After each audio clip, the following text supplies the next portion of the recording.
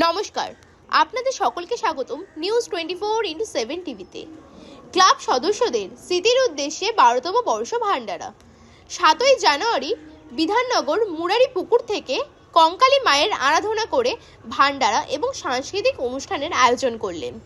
এদিন মায়ের পুজো করে এলাকাবাসীকে ভোগ বিতরণ করেন এবং বাউল গানের আয়োজন করেন। 8 কঙ্কালীতলা মায়ের মন্দির সংলগ্ন এলাকায় 9ই জানুয়ারি মায়ের আরাধনায় ভান্ডারা দেবেন। 16-15 সভ্যবৃন্দ ক্লাব সদস্যরা মিলিত হয়ে ক্লাব সদস্যদের স্মৃতির উদ্দেশ্যে দীর্ঘদিন মায়ের আরাধনা করে ভান্ডারা দেন। এখানে উপস্থিত ছিলেন মানিকতলা বিধানসভার বিধায়ক সুপ্তি পাণ্ডে, শ্রেয়া পাণ্ডে, উদ্যোক্তরা এবং এলাকাবাসীরা। উদ্যোক্তা মঙ্গল চক্রবর্তী, সমীর পাল, তাপস দাস, অভি রায়, দুলাল সাহা, স্বপন পাল। পরিচালনায় ছিলেন 16-15 সভ্যবৃন্দ ক্লাব। 9ই জানুয়ারি ভান্ডারা দেবেন কঙ্কালীতলা মায়ের মন্দির, বোলপুর, বীরভূমে। তবে এটা নিয়ে একটা বিরাট আতঙ্কিত করে সমাজকে কুক্ষিগত করে একদিকে পুড়ে ফেলার মতো উদ্দেশ্য যে নেই এর পেছনে তাও নয়। কাজেই আমাদের সব দিকে সচেতন হতে হবে। হাসপাতালগুলো কেমনভাবে, মানে হাসপাতালে যদি রোগী বেশি হয় কিভাবে পাশে থাকবেন রোগীদের, এগুলো বলা মুশকিল। এটা আমার নিয়ত কাজ, তো সকালে ঘুম থেকে উঠি ওই করি আর শুতে যাই ওই করতে করতে। অবস্থা অনুযায়ী তার আমাকে ডিসিশন নিতে হয়। যদি ইমিডিয়েট কিছু হয় তখন একটা জায়গা না হলে আরেকটা জায়গায় দিতে হয়। যদি দুদিন অপেক্ষা করলে তাকে বেড দিতে হয় তখন তাকে দুদিন অপেক্ষার মতো জায়গায় রাখা হয়। পেশেন্ট পার্টিকে প্রবোধ দিতে হয়। আননেসারি আতঙ্ক ছড়িয়ে রোগীকে আরও অসুস্থ করার কোনো মানে হয় না। তারা জানে, তারা আমাদের কথা শোনে, তারা জানে আমরা পাশে আছি, তারা আমাদের উপর আস্থা রাখে এবং যার ঈশ্বর যাকে বাঁচিয়ে রাখেন ডেফিনেটলি আমরা শুধু চেষ্টা করতে পারি। এলাকায় আপনার ভাইরা বিভিন্ন সময় সমাজসেবামূলক কাজ করে, আজকেও তার ব্যতিক্রম হয়নি। তো এই অনুপ্রেরণা কি আপনার কাছে, আপনার মতো নেত্রীর কাছ থেকেই পায়? না, এখানে ছিলেন মাননীয় মন্ত্রী সাধন পাণ্ডে, তিনি একটা ইনস্টিটিউশন। তার মাথার উপর রয়েছেন মাননীয় মুখ্যমন্ত্রী, তিনিও একটা অনুপ্রেরণার প্রধান একটা সূচক। আর হ্যাঁ, ডেফিনেটলি আমি বিভিন্নভাবে, আমি আজকে এমএলএ, আমি বহুদিন আগে থেকে এইসবের সঙ্গে মিলেমিশে থাকি, বহুদিন, 30 বছরের উপর। তো কাজেই আমাদের ছেলে ওরা, আমাদের ভাই ওরা, এটা আমার কোনো কনস্টিটুয়েন্সি না, এটা আমাদের পরিবার। আজ 10টা বছর, 9-10টা বছর সাধনবাবুর লাগাতার এখানে এমএলএ, তারপর মন্ত্রী 3বার, তারপরে তো আমি। আমাদের ওপর ওদের যতক্ষণ আস্থা আছে আমরা ওদেরকে হাত ছাড়ি না, ওরাও আমাদের হাত ছাড়ি। ডেফিনেটলি আমরা একসঙ্গে কাজ করি এবং সবাই রাজনীতি করে কম, সামাজিক কাজ করে বেশি। HMPVর মতো একটা মরণ রোগ, এর উপদ্রব বেড়েছে, কিভাবে মোকাবেলা করবেন, কি বার্তা দেবেন? দেখলেন আমার প্রথম বার্তাতেই আমি বলে দিলাম আপনারা ভিড়ের মধ্যে যাবেন না, লাংসের কষ্ট। তবে এটা নিয়ে আতঙ্ক ছড়াবার কিছু নেই।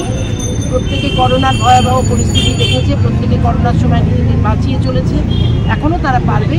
তবে আমরা সচেতন যতটা থাকবো ততটাই ভালো।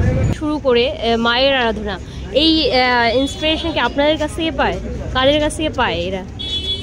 মানুষের পাশে থাকার তো কোনো মানে অল্টারনেটিভ নেই। মানে মানুষ হয়ে জন্মেছি, মানুষের পাশেই থাকবো। তো আমার মনে হয় খুব ন্যাচারালি আসে এবং সবারই থাকা উচিত।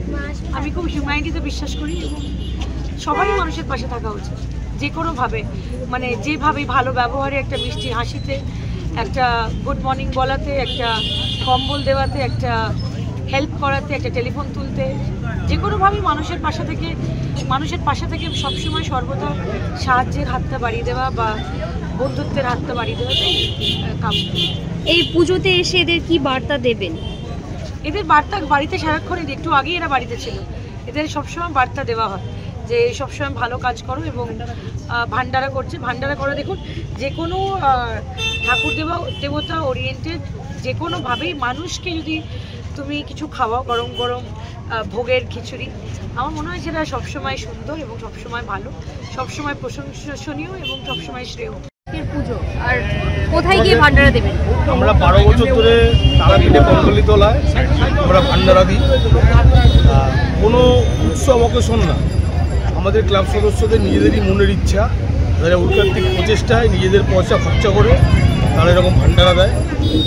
সাধারণ মানুষদের একটু সেবা, মনে শান্তি হয়, এই জন্যই যাওয়া। সেই উপলক্ষে আজকে আমরা এখানে একটা সামান্য আয়োজন করা হয়েছে, পুজো, একটু বাউল গান, এখানে এখানে সব লোক তো আর কঙ্কলিতলায় গিয়ে দেখতে পারবে না অনুষ্ঠানটা, ওখানে সীমিত কোনো লোক যায়, তো এখানে সাধারণ মানুষ যদি দেখতে পারে যে আমরা কী অনুষ্ঠান ওখানে করি, তারই একটা প্রতিবিম্ব আমরা এখানে আজকে করলাম।